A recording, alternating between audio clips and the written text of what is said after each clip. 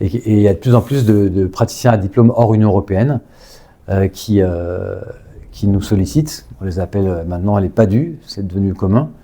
Et c'est des médecins, j'ai découvert ça chemin faisant, parce que je ne connaissais pas du tout les chiffres et les statuts et tout. Il y a plusieurs milliers, et peut-être même une dizaine de milliers de médecins en France qui exercent la médecine depuis des années, souvent avec beaucoup de compétences. Ils sont passés par beaucoup de diplômes, beaucoup d'expérience dans de nombreux endroits, parce qu'ils ont toujours eu des statuts précaires. C'est souvent des gens de très grande valeur, et ils se réalisent pratiquement un apartheid médical. Donc on fait des conditions à ces médecins qui sont absolument indignes d'une république. Et donc, nous, on essaye de les aider, mais sur le plan statutaire, on n'a pas beaucoup de recours.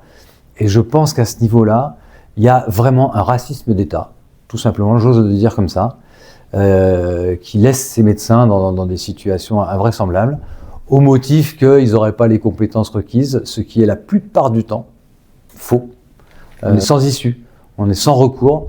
Alors on les soutient moralement, on les accompagne, ce qui est déjà énorme, parce que souvent ils sont seuls, et ils se tournent vers nous. Il y a très peu d'organisations qui les soutiennent.